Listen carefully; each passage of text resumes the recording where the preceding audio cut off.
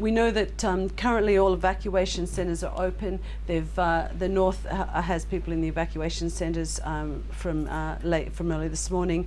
The Western Division, all the evacuation centres are open, as in other towns further on down the coast.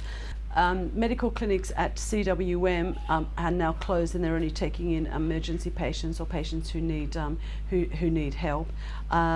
They've got standby teams also ready to be deployed into the areas that may be needed. I think one of the key areas that we need to be looking at tonight is tidal surges. For those people who are living on the coast, particularly if the wind is blowing from the sea inland, they are the ones that are most at threat. Currently we're experiencing very high tides. The experts are now saying that the tidal surge could be 3 meters above what is a normal high tide. So people in low-lying areas around the coastal areas, they certainly need to be aware of that. High tide is at approximately 9:30, and that is one of the concerns that we have. In the Suva area, we were earlier today we were predicting a lot more rain. That rain seems to have somewhat missed us. I know we will still get rain, but it's not as heavy as we first thought. There are 400 military personnel who are in the north and the west, ready to be deployed for the cleanup, for hotels, for towns, for cities and the communities. So they have all been in place since yesterday, or for the last few days. So as soon as this passes, we'll be able to get in there and to start to assist people and getting back to normality as quickly as possible. The situation in the north is the power is still out. There are some parts of Savasavu who have now got power. I know FEA are up there working to restore power. It's quite difficult because it's still very windy up in that area through today. They need to make sure it's safe for them to go back in. So they're looking at restoring power as soon as possible. With that, I know some of the water supply has also gone out.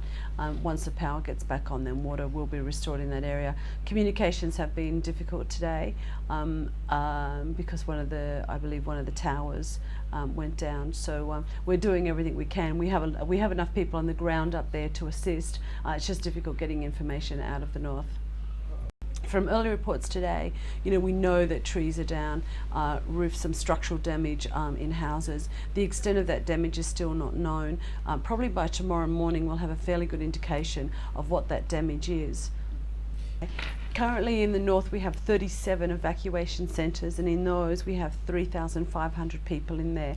That was as of lunchtime today, so those numbers obviously might have increased or decreased. In the Western Division, all the evacuation centres are open. Currently they're going through the worst of the storm, so we don't have numbers of the exact people that are in evacuation centres. We do know that they were moving into those evacuation centres through this afternoon. In the Eastern Division there's 5 that have been open. We have about 226 people in the Eastern Division that are in evacuation centres, so we'll have more information as we go through the night. We need to warn people. Parents must keep their children inside until this threat has gone, and they must tomorrow keep them away from any swollen creeks or rivers or playing in any debris. It's very dangerous. I know there are people around the Suva area that are out today. We would advise them to go home and to stay at home. The weather here is particularly bad, and along the coast as well. Safety is paramount, and once this storm passes, the temptation to be out there and to be exploring, I ask parents to and every citizen to be mindful of going out before it's the authorities say that it's safe. We know that all the outer islands, that the Yasawa group and the Mamanutha, they're well prepared for this. They've been prepared for this for days. I know that everybody has taken shelters in community halls, in churches, in the evacuation centres there. So currently now they're riding out the storm.